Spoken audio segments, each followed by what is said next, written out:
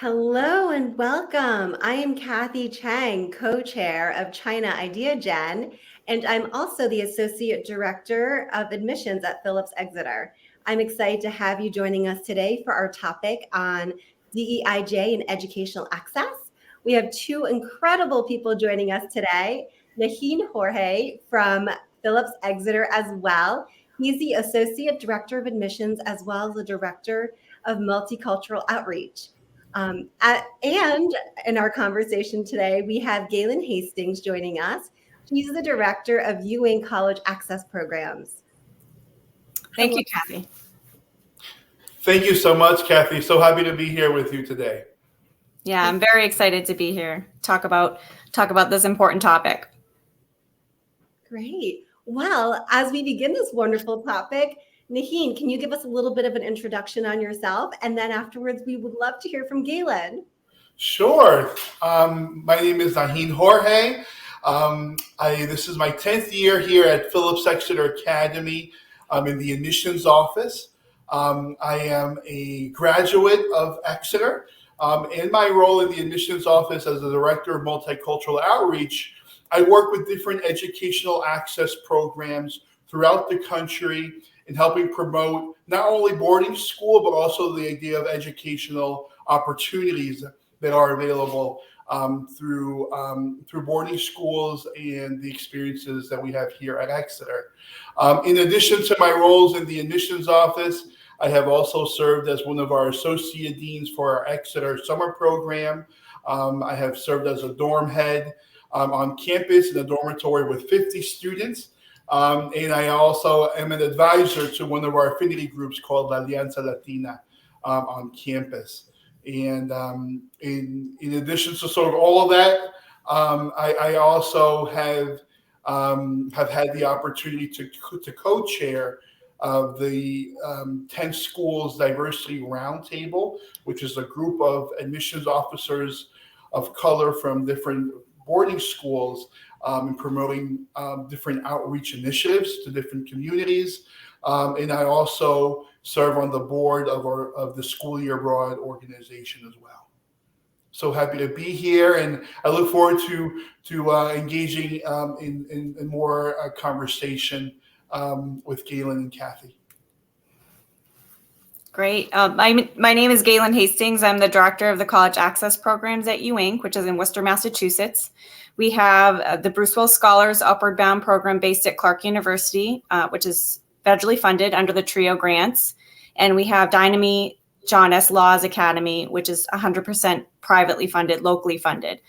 And I've been with Upward Bound since 1999, so going on 23 years. This work resonates with me. I was first to go to college in my family.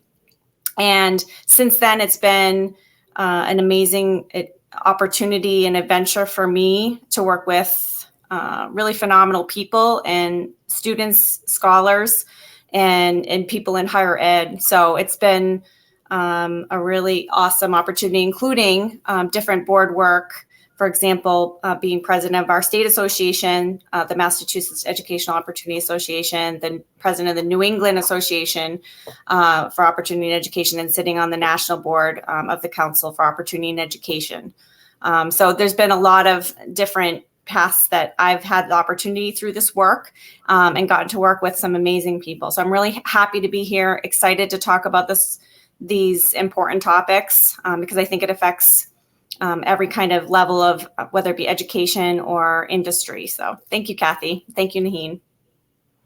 Yay, what a wonderful start to this conversation. I think, this is such a huge and profound topic. What does DEIJ look like in educational access? And this is a topic that resonates, I think, with all three of us, given that we're first generation to college. And with that, I would love to hear your thoughts on what does DEIJ and educational access mean, and what are things that we need to be thinking about? Definitely, Kathy. So it's such a great question. There's different ways to think about DEIJ in the work that we do with education, and in particular educational access. Primarily for an admissions office, certainly thinking about the diversity of the student body and the diversity of the faculty and the adult population in each community. Our work is about sort of access and making sure that different experiences are represented.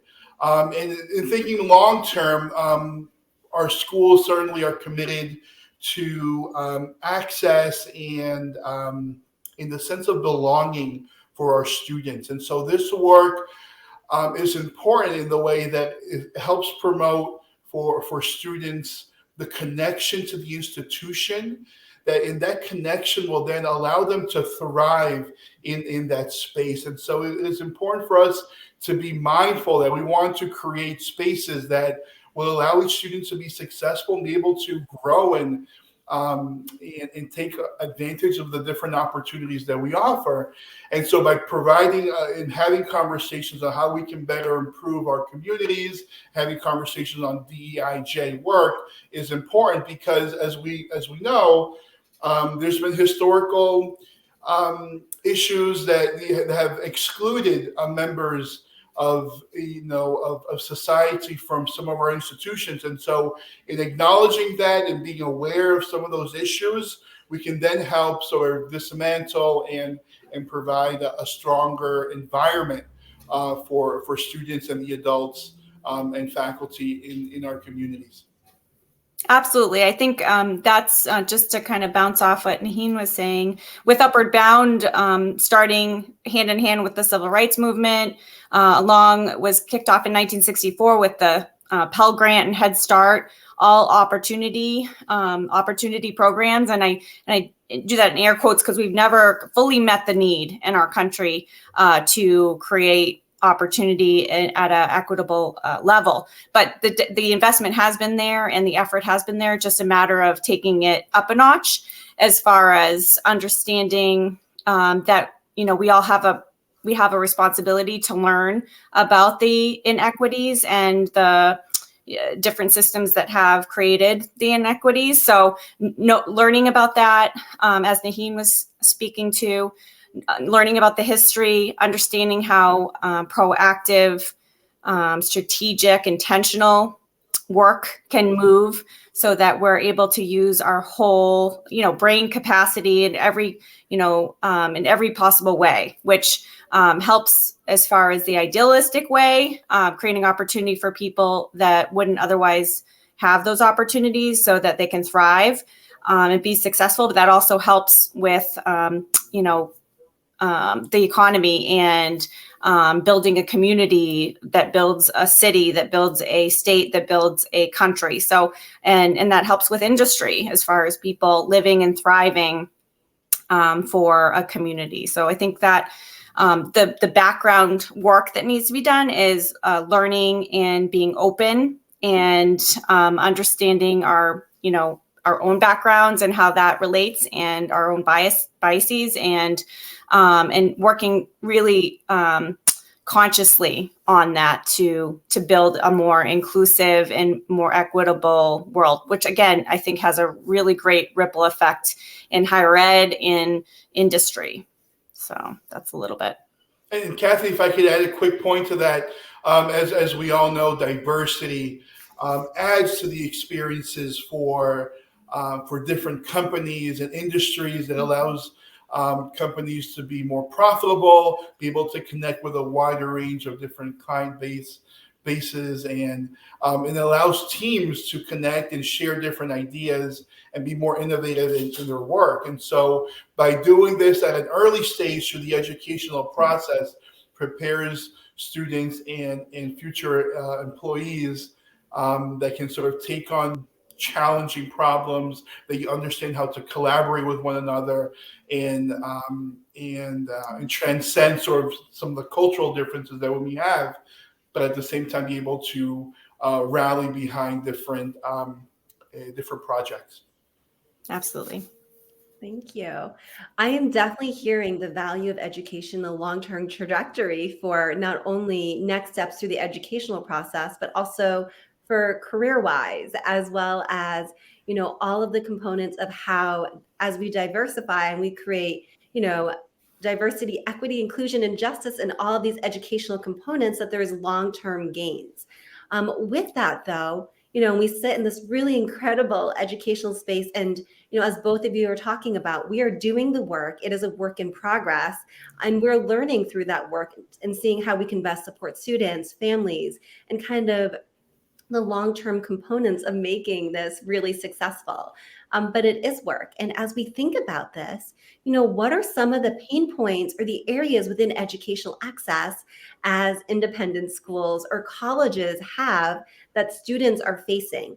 So, one of the great things that I'm going to have Nahyan share in terms of what Exeter has recently released as information, which is very exciting. As we think about financial access, and we think about all the things that help students access education, what are the pieces that are still pain points that we can think of as practitioners in the field?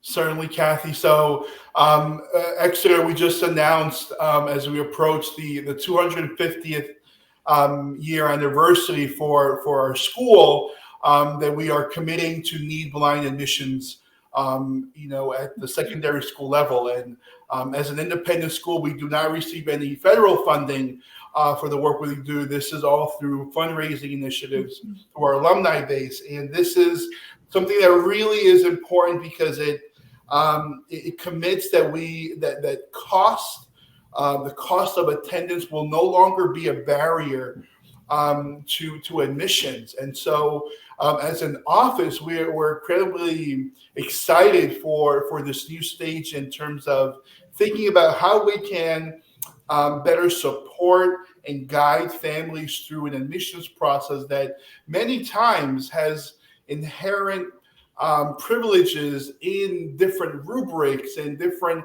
opportunities and privileges. And so as we think about how we are going to select our new class, we're being really mindful that we want to make sure that we're having a socioeconomically diverse class. And we're mindful that is different depending on the experiences you have had previously to attending a high school. And so we're partnering with different members in our community and of course members in our office to think about how we can sort of provide the access. And for us, it's about outreach, it's about being connected with our communities, connecting with different counselors, teachers, programs that will allow us to meet families, introduce the idea, and make sure that they're feeling comfortable with the experiences that they will be having at our schools. Thank you, Nahyan. And that is really wonderful news. And I think Galen also sits in this wonderful space too, as we talk about students receiving financial access, which is wonderful. That's kind of the start of it, right? That whether you're at the high school level or the independent school, as well as college, there is that financial aid package. But once you receive that, Galen, what are the other pieces that we often need to be considering in terms of actual access for our students and making it equitable across the board? Well, I know a few years ago on the national level, the leadership at Princeton was, in particular, the president at the time had met with our national leaders and started a very, very committed partnership to, again, proactively and intentionally not only recruit first-gen low-income students to Princeton, but also make sure they're successful in completion. So part of that was ensuring that there's funds for family days for the whole family to be included, and not feel like it's necessarily a charitable thing, but that it's wanted and included in the student coming to the school. So I think if there are funds available that any higher ed institution and really any company can include the culture, the family, I think that's very important, because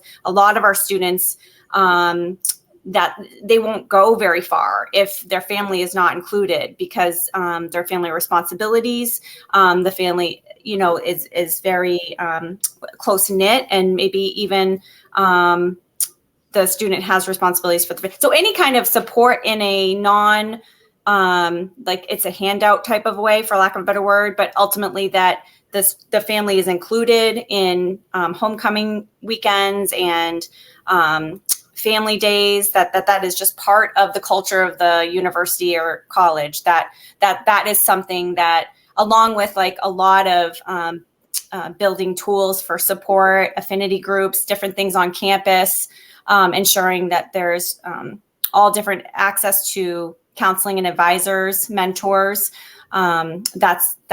Those are all different levels and, kind of platforms for support for our students to be successful and complete a degree. And Galen, that additional support is so important.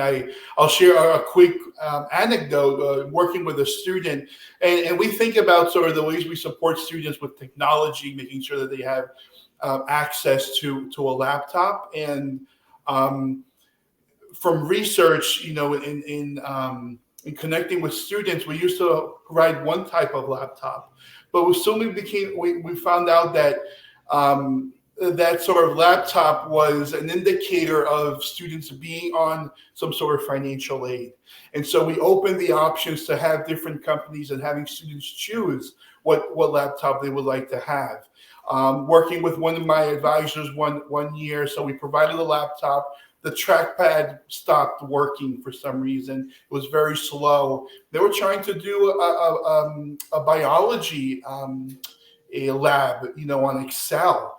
And they were having so much trouble sort of doing the graphs. And at one point, the student just came to like, I need some support. Like I need a mouse to be able to complete this work. And just making sure that you have that trust with the students. So if they needed something, they would feel comfortable, reaching out to the school to get that support when needed. And that comes sometimes with prom tickets, trips to different opportunities, whether it's the skiing trip or going to Boston. Thinking in small ways makes a big difference. In addition to those big programs like graduation, we also support families for students to be able to bring their families to those special events. That's great. Gosh, Nahyan, Galen, that was really wonderful and shedding some light on that.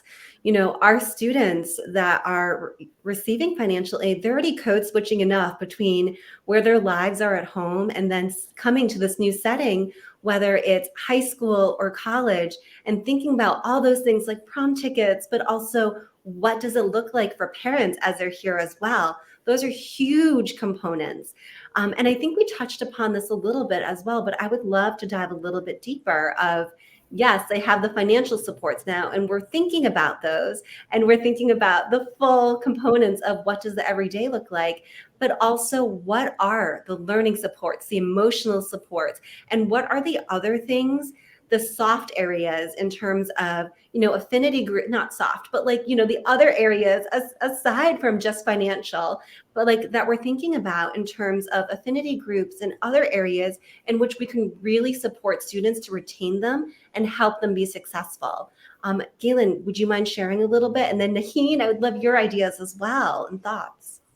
Well, I definitely, as far as affinity groups, I think it's letting, it's ensuring representation is important and making sure that there are decisions being made from the areas that are, from the areas, the cultural areas, whatever it might be, whether we're talking about socioeconomic, gender, race, culture, that it's really important for groups to have voice and be able to make those decisions on campus. So having celebratory things on campus, activities, also ensuring that there's advisory groups for professors and hiring practices for the institution or for the company.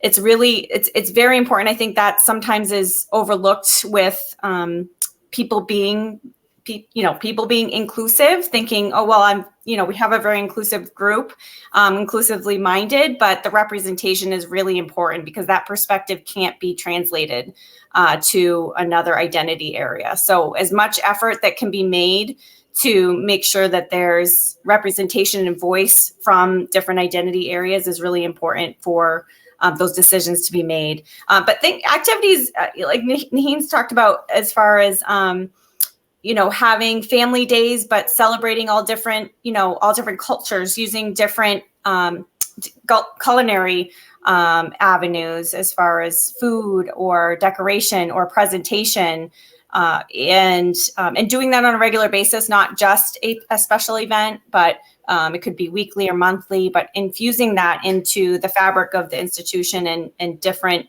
the culture of the institution, really, as the year goes on. I think. I totally agree, Galen, in terms of making sure students have that support system, that they have avenues to share any concerns, any challenges that they're facing, to have some sort of system in place, so those issues can be addressed by the administration. Celebrating, of course, different cultural events and celebrating identity is an important piece of the experience, and that's certainly important to establish those affinity group spaces. And something that I find really important as well in thinking about the student experience, and from what I observed on campus, is making sure that students have the social capital to be able to connect with students, in different areas of campus. I think affinity groups provide that space where they can build relationships with others and maybe build connections that they hadn't been able to establish on their own. And so by being able to start there and then have that translate into an opportunity to connect with certain members of a certain athletics team, or getting involved with the student newspaper, or getting involved with different activities that all of our campuses have, that allows that student to build those social connections beyond their group, and they're going to slowly find themselves integrating into the fabric of campus. And so without those social connections, and if there's any way that administration can support initiatives to do that, certainly, I would certainly welcome that. It's certainly something that we do here on campus. Yeah, something with affinity groups that I'm coming to be aware of is that the affinity groups create a safe space so that so things can be spoken about in a very upfront way without feeling like they're worrying about someone else's judgment, or that their words would be used in a different manner than the intention later, that they would be offending someone. So ultimately, it's really important for people to be able to process in a safe space, so that we can get to a point where people feel comfortable and are able to. There's purposes for both the affinity spaces and all a mixed group to be able to talk about these really important areas and work through conflict and work through comfort level. But one of my examples I was thinking about, and I mentioned this to someone recently. One of our students went to a pretty competitive university many years ago, and his first experience, his first week on campus as a Black student, he walked into a classroom with the N-word on the board. And there were a couple other incidences going on in that first week of school for him. So not only, he was pretty far from Worcester, far from home, had taken a risk, had been supported by this institution financially to go to school. So it was a really great opportunity. And so he was working through, and with other students of color on campus, these major offenses and these hurts right the first week on campus, while he's trying to adjust to being on a university campus. And the president of the school, I'm going to say well-intentioned, sent out an apology email to all the students of color, and that was how that was handled. There was a couple things that were wrong, and I can only just assume that the president didn't have a diverse advisory group. That's just my assumption. but ultimately, he reached out back to me and said, this is what's happened. This is how it was handled. I don't know what to do, because it was really hurtful. So we talked about, his power as a student and to reach out to the president and, just different things that I could, problem solve with him or give him some options. But that's what needs to happen on campuses. That's what needs to happen. There needs to be people that students feel safe to go to. It needs to be addressed from the get-go. From the start, if this happens, this is what you can do. This is what you please know that you can come to, so-and-so for advice. There needs to be a real, not just, not just this is our procedure and our policy, but, open door culture feeling. So people feel safe to be able to talk to, because I think it would have been a huge, I think it would be a huge failure on the institutional's part if he didn't complete. He did, because he's a phenomenal student, but ultimately he could have just left and completed somewhere else. But that's an example of, again, well-intentioned example, but the apology to, for lack of a better word, the people that were, victims of that is not, and that's how it was handled. It wouldn't be an appropriate response. So an appropriate response would be from the time that people are on campus, step foot on campus, that there's a structure, there's a feeling, a culture. There is systems like Nahyan talked about for students to be able to address these things. And there should be, I think universities have come a long way. This was a while ago, but there should be serious consequences for any students that do, the code of conduct, something, there should be, that should be really thought through as far as the consequences. And again, I think we've come a little ways from that incident, but I think we still have a long ways to go. So making sure those systems and the culture is there from the beginning of a student's experience is really important. Thank you, Galen. Thanks, Nahyan. I think those are thank you for that point. Students of color sit in this really difficult space sometimes of navigating new experiences, being new, as well as our students that are first generation, whether they're students of color or not. There are so many moving parts to this. And I love the pieces that you highlight in which having systems in place, having supports, having safe spaces, affinity groups where students can truly speak their mind, whether it is in that moment over an instance, but really having those true support systems in place are huge. And then our administrators or our schools reaching out to resources from local communities. I think oftentimes, what we often need to let go of is our ego, right? Of feeling like we need to know it all, but really leaning into other areas, into other people that may have more context to that student, to a certain situation, or to support networks.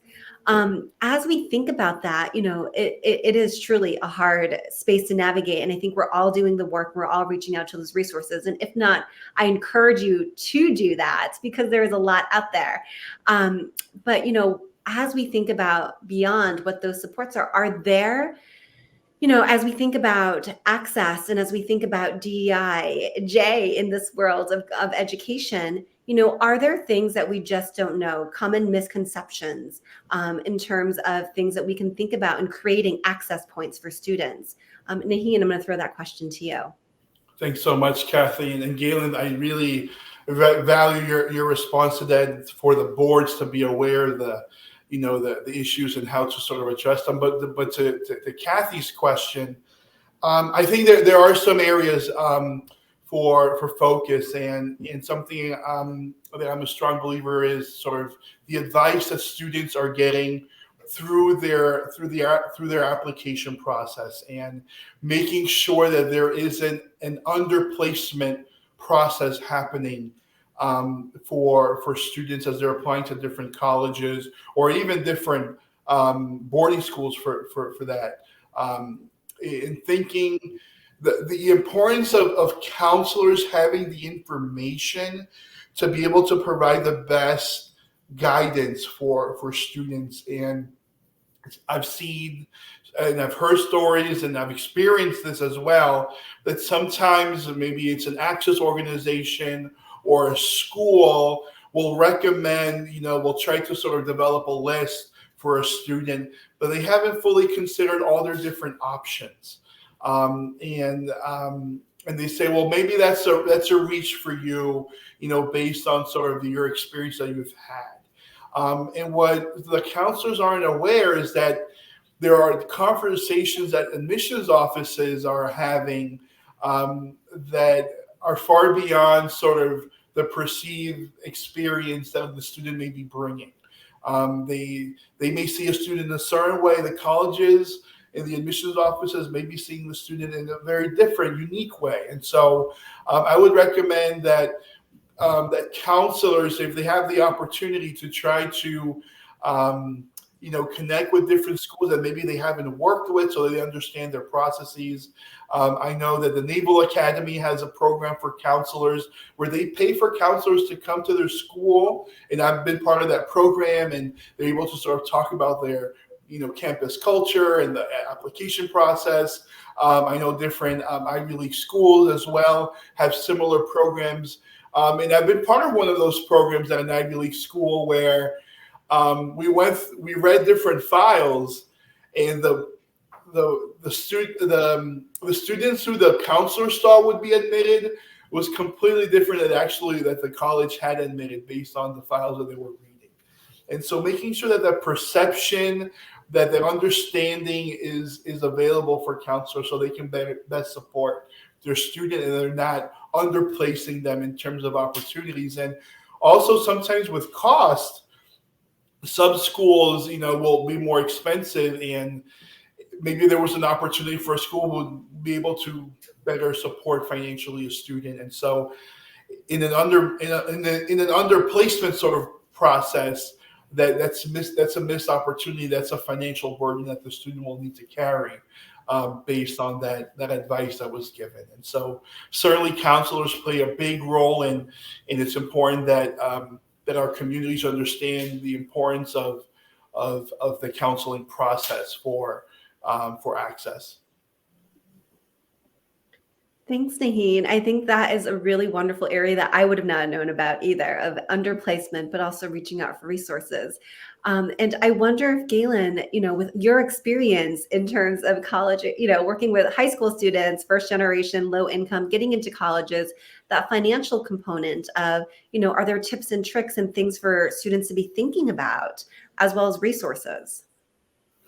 Oh, absolutely. I think it's really important for, we try to guide our scholars to always reach out to the admissions people directly, so that as soon as we either look the contact information up online, it's really important for the relationships to be developed so that the people on the university campus are able to see our scholars as as individuals. The idea of equity is that we're meeting the need for each individual person. So our scholars have all different needs. There may be a perfect financial situation, but they may need a little bit more personal attention. Like Nahyan was talking about, the sewing into the social, the social capacity or capital of the institution, so that they feel like they're part of it, connecting to other people on campus, whether it be students or professors or counselors on campus. So admissions people are they're the gatekeepers for the university. So I think it's important for me to try to build relationships as much as possible to advocate for our scholars, and also to help guide the scholars to learn to advocate for themselves, connect, network, speak up when they need something.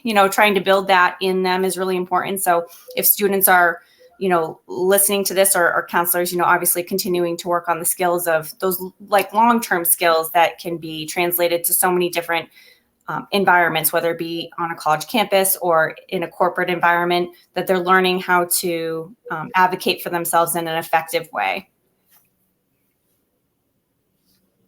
Thanks, Galen.